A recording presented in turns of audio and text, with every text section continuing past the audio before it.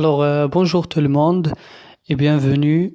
J'espère que vous allez bien et que vous êtes en parfaite santé.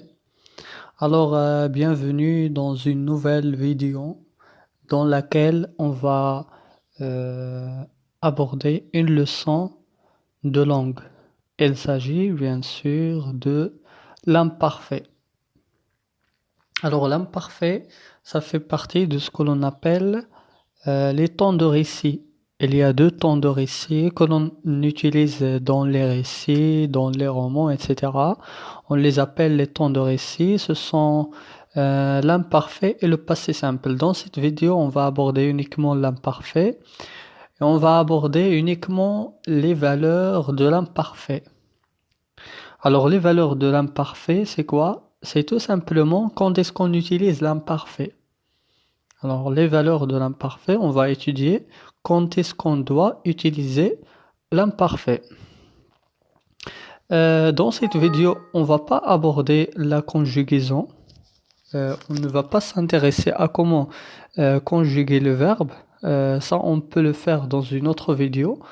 Mais l'essentiel ici, c'est uniquement de savoir quand est-ce qu'on doit utiliser l'imparfait. D'accord? Alors, commençons par quelques exemples d'observation. Alors, nous avons les phrases suivantes. La première phrase, notre quartier était magnifique. Notre quartier était magnifique. La deuxième phrase, je prenais le bus tous les jours pour aller au lycée. Je prenais le bus tous les jours pour aller au lycée. La troisième phrase, il lisait un roman alors que sa maman préparait le dîner.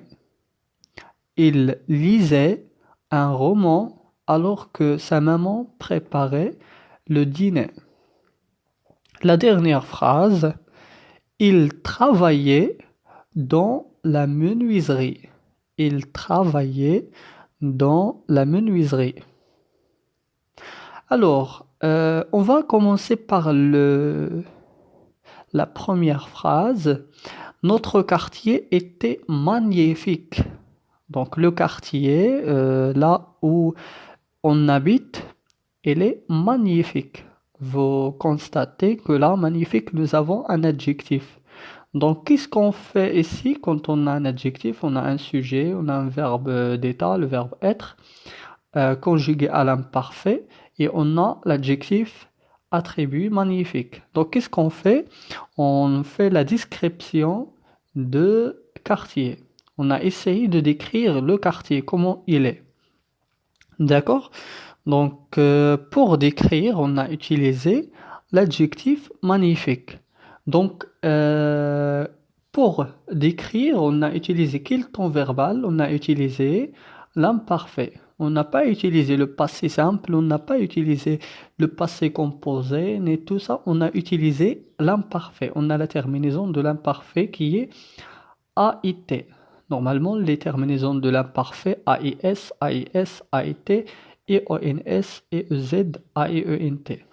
Voilà, donc c'est la première valeur de l'imparfait, qui est la description. Donc quand on a une description dans une phrase, on utilise l'imparfait. Il s'agit bien sûr de récit, c'est pas dans les phrases de langage, par exemple, ordinaire, quand on parle avec quelqu'un, on peut utiliser le présent. Mais quand il s'agit d'un récit, on utilise l'imparfait quand on a une description. Maintenant, on va passer à la deuxième phrase. Je prenais le bus tous les jours pour aller au lycée. Donc, je prenais le bus. Le verbe, c'est prendre ici, prenez. On a la terminaison de l'imparfait. Il est conjugué à l'imparfait. Pourquoi? Pour quelle raison on a utilisé l'imparfait? On n'a pas utilisé, par exemple, le passé simple. Parce que vous allez regarder, je prenais le bus tous les jours. C'est pas un jour, c'est pas une seule fois, ou bien deux fois, ou bien trois fois.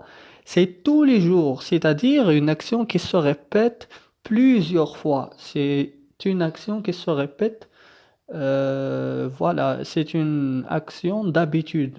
Elle se passe tous les jours, d'accord? Donc c'est pas une seule deux fois, mais il se répète tous les jours. Donc on appelle ça tout simplement la répétition. La répétition ou bien l'habitude. Donc la répétition ou bien l'habitude, c'est la deuxième valeur de l'imparfait. Donc pourquoi on a utilisé ici l'imparfait? Parce que on a la répétition. La répétition ou bien l'habitude. Maintenant, on va voir le troisième exemple. Il lisait un roman alors que sa maman préparait le dîner. Alors là, nous avons deux verbes. Nous avons le verbe lire, lisez, et le conjugal imparfait.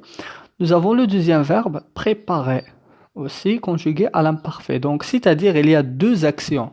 La première action, c'est lire un roman. La deuxième action, c'est préparer le dîner. Donc, la deuxième action par la maman et la première, c'est par un personnage de... Voilà. Donc là, nous avons deux actions et on a alors que. Donc, qu'est-ce qu'il exprime alors que? Elle exprime que les deux actions que nous avons ici se passent en même temps. C'est pas l'une après l'autre, mais les deux actions se passent en même temps. Alors, quand on a deux actions qui se passent en même temps, on appelle ça comment? On appelle ça la simultanéité. Alors, la simultanéité, c'est une troisième valeur de l'imparfait. Quand on a la simultanéité ou bien quand on a deux ou plusieurs actions qui se passent en même temps, dans un récit, on utilise l'imparfait. Maintenant, on va voir le dernier exemple. Il travaillait dans la menuiserie. Voilà, donc il travaillait, nous avons le verbe travailler conjugué à l'imparfait. Pourquoi? Parce que nous avons ici une action qui dure longtemps, c'est-à-dire une action longue, d'accord? C'est-à-dire, il ne travaille pas uniquement pendant 5 minutes ou bien 10 minutes et puis ça y est, ça s'arrête là. Non, il travaillait pendant longtemps, c'est-à-dire cette action, voilà, prend beaucoup de temps. Voilà, on appelle ça action longue. C'est une action qui est très longue. Donc, quand on a dans un récit une action qui est longue, on utilise bien sûr l'imparfait. Alors, voilà, ici, on a parlé des valeurs de l'imparfait, c'est-à-dire de quand est-ce qu'on utilise l'imparfait. Alors, qu'est-ce qu'on va retenir? Si on veut résumer tout ce que nous avons dit, alors on utilise l'imparfait. On utilise l'imparfait quand on veut exprimer quoi? La question, quand est-ce qu'on utilise l'imparfait? On l'utilise pour exprimer tout d'abord une description, si on veut décrire quelque chose. Alors pour la description, qu'est-ce qu'on décrit normalement dans les récits, dans les romans, voilà, dans les contes, dans les nouvelles? Qu'est-ce qu'on décrit? On fait la description de quoi? On peut décrire soit des sentiments, par exemple la joie, la peur, la tristesse, la mélancolie, etc.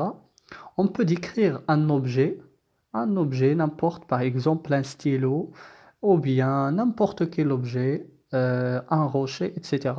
Donc on peut faire la description d'un objet, ou bien la description d'une personne, un personnage par exemple, on peut le décrire, on peut faire le portrait moral et le portrait physique et le portrait vestimentaire.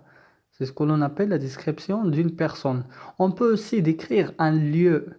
Par exemple, on peut décrire une ville, ou bien un village, ou bien un quartier, et ainsi de suite. Donc la description d'un lieu. On peut aussi décrire par exemple une forêt, etc. On utilise aussi l'imparfait pour exprimer une action longue. Une action longue, c'est-à-dire une action qui dure longtemps. une action par exemple qui prend 1 an ou bien 2 ans et ainsi de suite. Donc on utilise l'imparfait. On utilise aussi l'imparfait pour exprimer la simultanéité. Qu'est-ce que ça veut dire la simultanéité? La simultanéité veut tout simplement dire 2 ou plusieurs actions en même temps. Donc quand on a 2 ou plusieurs actions qui se passent en même temps, on utilise l'imparfait. La dernière valeur, c'est la répétition. On utilise l'imparfait pour exprimer la répétition, c'est-à-dire une action qui se répète plusieurs fois. Ou bien on peut dire aussi l'habitude. Donc, comment on reconnaît l'habitude? On a dans les phrases, par exemple, chaque jour, chaque vendredi, chaque dimanche, chaque semaine, voilà, chaque mardi, et ainsi de suite. C'est une habitude ou bien c'est une répétition. Maintenant, on va essayer de voir d'autres exemples et on va essayer d'y répondre ensemble. Alors, nous avons ici la première phrase. La maman ne préparait le couscous tous les vendredis. La maman ne préparait le couscous tous les vendredis. La deuxième phrase, le narrateur était un personnage solitaire. Le narrateur était un personnage solitaire. Alors vous avez reconnu, bien sûr, il s'agit de narrateur Sidi Mohamed, le personnage ou bien le narrateur du roman autobiographique La boîte à merveilles. C'est un personnage qui est solitaire. Certains élèves jouaient dans le quartier alors que d'autres révisaient à leurs examens. Donc ici c'est la même chose. Voilà, nous avons deux actions. On va voir un dernier exemple. Ce grand homme travaillait dans cette ville. Ce grand homme travaillait dans cette ville. Voilà. Alors, la première phrase maintenant. On va revenir pour voir la première phrase. La maman ne préparait le couscous tous les vendredis. Alors, vous allez constater ici qu'il y a tous les vendredis, c'est-à-dire cette action, la préparation de couscous, se passe tous les vendredis, se passe d'habitude. Donc, c'est une habitude, c'est une répétition. Donc, pourquoi on a utilisé l'imparfait? Parce qu'il y a une répétition. Donc, la valeur, c'est la répétition. La deuxième phrase, le narrateur était un personnage solitaire. Donc, qu'est-ce qu'on fait ici? Un personnage solitaire, et on a le verbe être. On fait la description de personnage. On fait la description de personnage. On a le verbe être, on a le personnage et on a l'adjectif. Donc, c'est une description. La description de quoi? La description d'un personnage. Le troisième exemple, certains élèves jouaient dans le quartier. Donc nous avons une action, les élèves jouaient dans le quartier, alors que d'autres révisaient à leurs examens. Une deuxième action. Et on a alors que, qui exprime que les deux actions que nous avons ici se passent en même temps.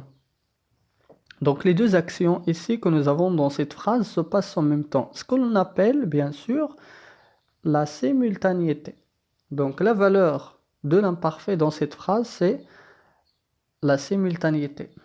La dernière phrase, ce grand homme travaillait dans cette ville. Ce grand homme travaillait dans cette ville. Donc là, nous avons travaillé, conjugal imparfait. Pourquoi? Parce que ce grand homme, il ne travaille pas 1 ou bien 2 jours seulement, mais il travaille pendant longtemps. Donc c'est-à-dire l'action dure longtemps, elle prend beaucoup de temps. Ce que l'on appelle une action longue.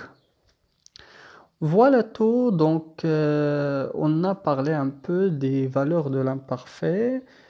J'espère que cette vidéo vous a plu. Je vous remercie pour votre attention et on se voit à très bientôt dans une nouvelle vidéo avec une nouvelle leçon. Merci.